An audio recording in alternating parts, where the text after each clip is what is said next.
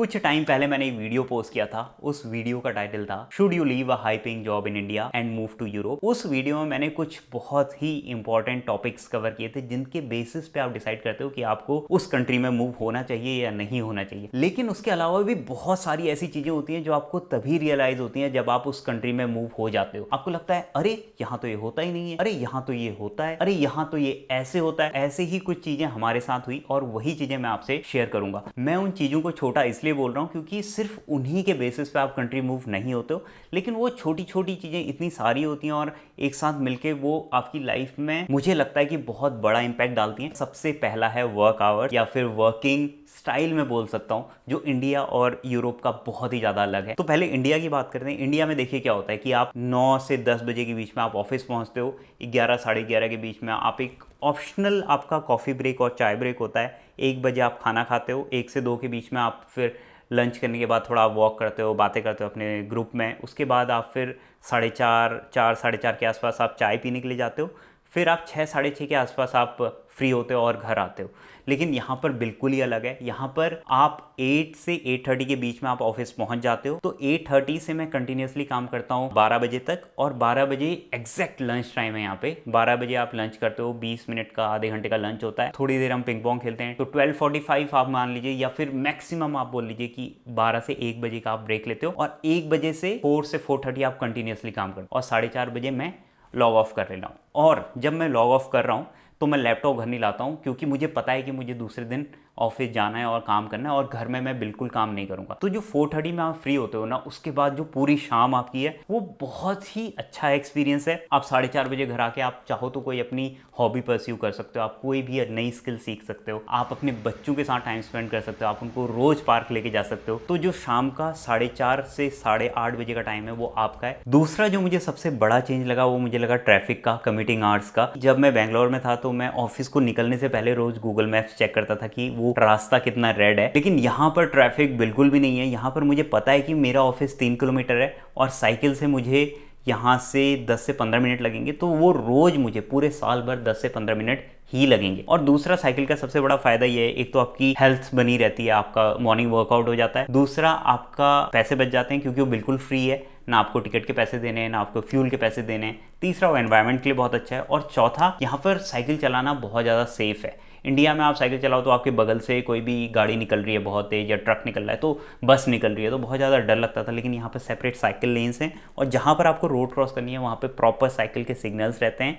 तो बिल्कुल भी आपको डर कर साइकिल चलाने की ज़रूरत नहीं है। तीसरी चीज़ जो मुझे बहुत अच्छी लगी यहाँ पे वो थी एयर क्वालिटी। वो थी क्या, वो है एयर क्वालिटी। आप किसी भी टाइम, सुबह शाम दिन रात, गर्मी सर्दी, किसी भी मौसम में थ्रू आउट द ईयर आप बाहर निकलिए, आपके लंग्स में जो हवा अंदर जाती है वो एक प्योर एयर रहती है। कभी भी मैंने यहाँ किसी गाड़ी को एकदम काला धुआं छोड़ते हुए नहीं देखा। और दूसरी चीज एयर से ही रिलेटेड है, डस्ट यहाँ पे बिल्कुल भी नहीं है। इंडिया में आप कहीं जाओ, आप वापस आओ, आप अपना मुंह धोते थे तो देखते थे कि बहुत सारी डस्ट निकल रही है, तो यहाँ पे डस्ट भी बिल्कुल नहीं है। लेकिन इंडिया में आप देखते हो बहुत जगह कूड़ा जल रहा होता है, और उसका मेरे ख्याल से मेन रीज़न यही है कि उसको सेग्रीगेट करना इम्पॉसिबल हो गया है। लेकिन यहाँ पर क्या है कि यहाँ पर वेस्ट सेग्रीगेशन पे बहुत ही ज़्यादा ध्यान दिया जाता है। जैसे इंडिया में ड्राई वेस्ट और वेट वेस्ट रहता है, राइट, यहाँ पे उससे भी ज़्यादा कैटेगरीज हैं। यहाँ पे क्या है कि फूड वेस्ट अलग रहता है, उसके बाद कार्डबोर्ड वाला वेस्ट अलग रहेगा, प्लास्टिक वेस्ट अलग रहेगा, ग्लास में भी 2 कैटेगरी है। एक है जैसे ट्रांसपेरेंट ग्लास, उसका अलग से डस्टबिन रहता है, कलर्ड ग्लास उसका अलग से रहता है, मेटल का अलग से रहता है, बैटरीज का अलग से रहता है। तो जो कूड़ा है वो आपकी बिल्डिंग के अंदर ही सेग्रीगेट हो रहा है, तो उसको कभी भी आपको जलाने की जरूरत नहीं पड़ती। वो ज़्यादा से ज़्यादा कूड़ा आपका रिसाइकिल हो जाता है। चौथी चीज़ जिसने बहुत ज़्यादा इम्प्रेस किया मुझे वो थी यहाँ की शांति, पीस।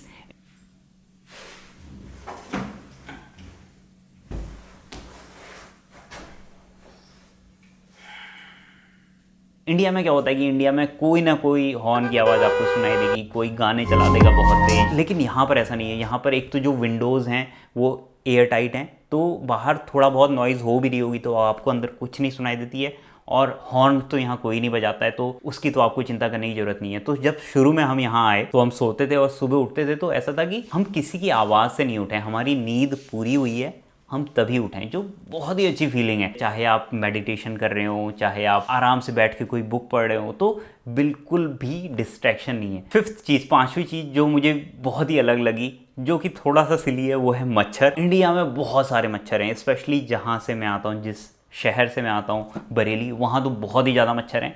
लेकिन जब मैं यहाँ मूव हुआ तो मैंने देखा कि यार किसी भी खिड़कियों में जालियाँ नहीं है, नेट नहीं है। और गर्मियों में आप पूरी खिड़कियाँ खोल के सो रहे हो, अब बालकनी का दरवाज़ा पूरा खोल के सो रहे हो, आराम से बैठे हो, तो एक भी मच्छर नहीं है। और मैं सरप्राइज़ हूँ कि वो मच्छर पता नहीं कैसे नहीं है, क्योंकि यहाँ पर आसपास बहुत सारे पार्क हैं, बहुत सारी लेक्स हैं, पता नहीं मच्छर कैसे नहीं है, लेकिन नहीं है। इंडिया में स्पेशली जब मैं जॉब कर रहा था बेंगलोर में, तो हर साल जब वहाँ बारिश होती है, पानी इकट्ठा होता है और हर साल बहुत सारे डेंगू के केसेस आते हैं। यहाँ पर आपको बिल्कुल वरी नहीं करना कि यार ये डेंगू का मच्छर मुझे काट लेगा, जो कि मुझे लगता है कि यार एक बेसिक चीज़ है। अगर हर साल वो बीमारी हो रही है तो उसका सोल्यूशन होना चाहिए, वो मच्छर नहीं होने चाहिए।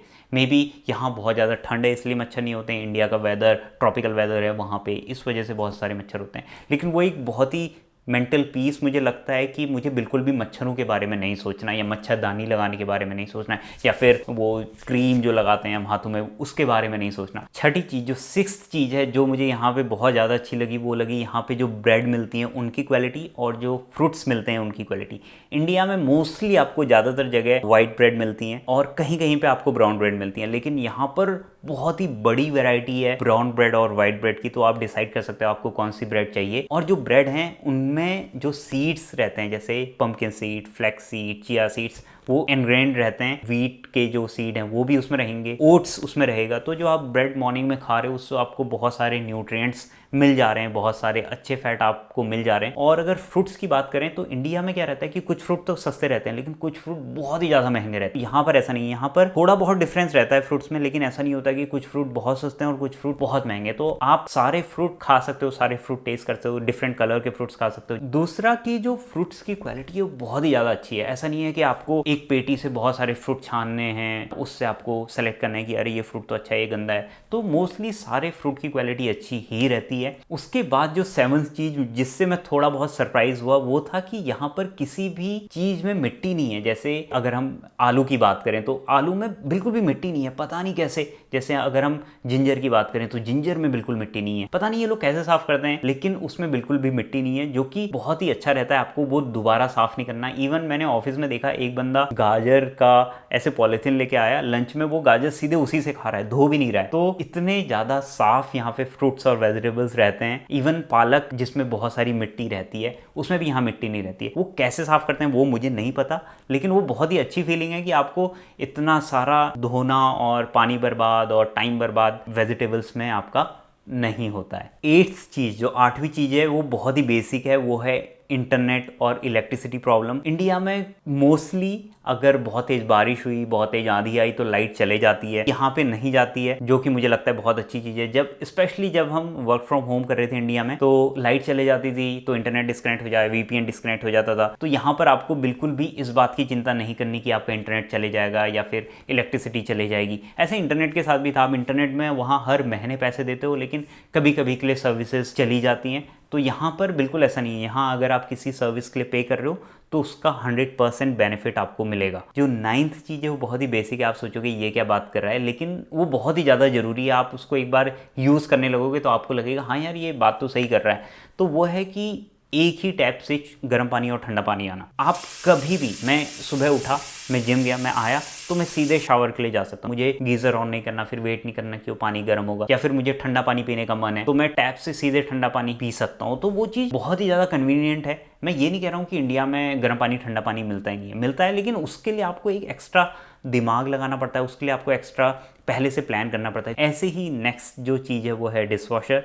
जब हम यहाँ शुरू में आए तो मैंने देखा उसे, और उसमें क्या है कि आप एकदम बहुत ही गंदे बर्तन नहीं डाल सकते, तो आपको थोड़ा सा वो धोने पड़ते हैं। तो मुझे शुरू में लगा कि यार मैं 2 बार बर्तन धो रहा हूँ, 2 बार पानी वेस्ट हो रहा है और फिर मुझे उसमें धो के डालने हैं। लेकिन जैसे जैसे टाइम बीतते गया तो मुझे ऐसा लगा कि यार ये बहुत ही ज़्यादा हेल्पफुल है, क्योंकि आप सारे बर्तन को हल्का सा साफ करते हो और उसमें डाल देते हो और सारे बर्तन एकदम धो के, सूख के, चमकते हुए निकलते हैं। और दूसरा क्या है कि जब आप उसमें धोते हो तो आप किसी भी स्क्रबर का यूज़ नहीं करते हो, तो वो बर्तन बिल्कुल भी पुराने नहीं होते हैं, उनकी शाइन वैसे ही रहती है, चाहे वो ग्लास के हों चाहे वो सिरेमिक के हों, उनमें कोई भी स्क्रैचर के निशान नहीं होते हैं। जो 12th चीज़ है वो ये है कि यहाँ पर बिल्कुल भी कैश यूज़ नहीं होता है। जब मैं यहाँ शुरू में आया तो मैं कुछ कैश लेके आया था अपने साथ, वो मेरे पास वैसे ही पड़ा रहा क्योंकि हर चीज़ डिजिटल है, हर चीज़। हाँ, मैं आपका एप्पल पे, आप फ़ोन से पे कर सकते हो। इंडिया में भी हाँ हर जगह UPI और QR कोड वगैरह हर जगह रहता है, तो वो चीज़ इंडिया में भी है, लेकिन यहाँ पर बहुत ही ज़्यादा कन्वीनियंट है क्योंकि इंडिया में कहीं ना कहीं आपको कैश लेके जाना पड़ता है। आप अपना वॉलेट कैरी करते हो जिसमें आपके ID कार्ड, क्रेडिट कार्ड और वो सारा रहता है, लेकिन यहाँ पर आप बिल्कुल भी वॉलेट कैरी नहीं करते हो। मैं सिर्फ अपना फ़ोन ले जाता हूँ और उसमें मेरा अपना ड्राइविंग लाइसेंस है वो ले जाता हूँ। तो ID के लिए मेरा ड्राइविंग लाइसेंस है, पे करने के लिए मेरा वो फ़ोन है एप्पल पे, मैं उससे पे करता हूँ। तो वो चीज़ भी काफ़ी ज़्यादा कन्वीनियंट है। आप बस टिकट कुछ भी आप सिर्फ अपने फ़ोन से पे कर सकते हो। 13वां पॉइंट जो है, 13वां सुनने में थोड़ा अजीब सा लग रहा है, 13th पॉइंट जो है वो है यहाँ पर पब्लिक ट्रांसपोर्ट में बिल्कुल भी रश नहीं है। मोस्टली आपको लगेगा कि जो बस जा रही हैं वो खाली जा रही हैं, क्यों ही चल रही हैं ये लोग, क्यों ही ये पेट्रोल और इलेक्ट्रिसिटी बर्बाद कर रहे हैं, लेकिन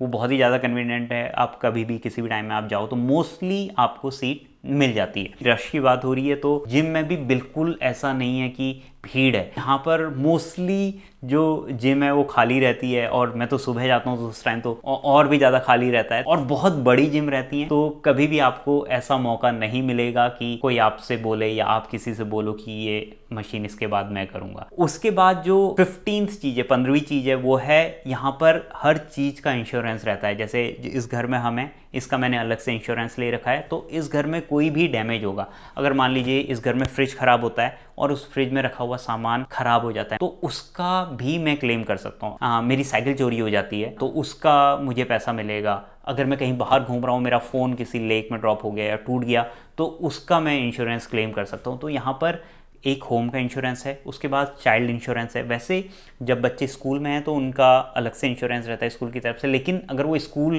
के बाहर घर में अगर उनको इंजरी हो गई तो वो इंश्योरेंस अलग से रहता है। फिर आपका एक जॉब इंश्योरेंस रहता है, जैसे अगर मेरी जॉब छूट जाती है तो मुझे उस इंश्योरेंस से मेरी सैलरी मिलेगी। तो यही सारे डिफरेंसेस मुझे लगे इंडियन लाइफस्टाइल में और स्वीडन में। लेकिन एक चीज़ मैं बोलूँगा कि आप यहाँ पर सिर्फ बहुत ही कम चीज़ों के बारे में सोचते हैं। आप अपनी हेल्थ के बारे में सोचते हैं, आप अपने काम के बारे में सोचते हैं, और आप अपनी फैमिली के बारे में सोचते हैं। उसके अलावा आप बिल्कुल भी इधर उधर की चीज़ नहीं सोचते हैं, क्योंकि हर चीज़ बहुत अच्छे से प्लान्ड है। आपको पता है कि आपने किसी चीज़ के लिए पैसे दिए हैं या किसी चीज़ के लिए अप्लाई किया तो वो काम हो जाएगा, चाहे वो धीरे होगा, डिले होगा, लेकिन वो हो जाएगा। लेकिन वही चीज़ मुझे लगता है कि इंडिया में आपको बहुत ज़्यादा किसी के पीछे पड़ा रहना पड़ता है, कुछ ना कुछ वहाँ पे लगा ही रहता है। मतलब कभी आपका ये KYC कराना है, कभी EKYC कराना है, कभी एड्रेस चेंज कराना है, कभी आधार लिंक करना है, कभी इनकम टैक्स रिटर्न भरना है। मतलब ये बहुत सारी ऐसी चीज़ें जो आपको बार बार करनी पड़ती हैं। मुझे लगता है कि ये सारी चीज़ें ऑटोमेट हो जानी चाहिए। तो यहाँ पर क्या है कि यहाँ पे बैंक ID है। मैंने पहले भी एक वीडियो में बताया था कि अगर मैं बैंक ID में लॉगिन करके ऑनलाइन अपना एड्रेस चेंज करता हूँ तो मेरा हर जगह, हर बैंक में, हर सिस्टम में मेरा एड्रेस अपडेट हो जाता है। इस बार मैंने यहाँ पे इनकम टैक्स रिटर्न फाइल किया तो जस्ट मैंने लॉगिन किया, मैंने सबमिट किया, मैंने अपनी बैंक ID से मैंने ई-सिग्नेचर काइंड ऑफ किया, और कुछ नहीं, मुझे कोई रेंट रसीद, ये प्रूफ कि मैंने यहाँ इन्वेस्ट किया है, यहाँ नहीं किया है, तो वो कुछ भी नहीं करना। तो वो चीज़ें बहुत ही सिंपल हैं। तो आप सिर्फ अपने काम के, अपने फैमिली के, अपने हेल्थ के बारे में सोचते हो, आप इधर उधर का कुछ नहीं सोचते हो। तो ये सारे डिफरेंसेस मुझे लगे। I hope you like the video. जल्दी मिलते हैं दूसरे वीडियो में। टिल देन बाय बाय, ख्याल रखें अपना।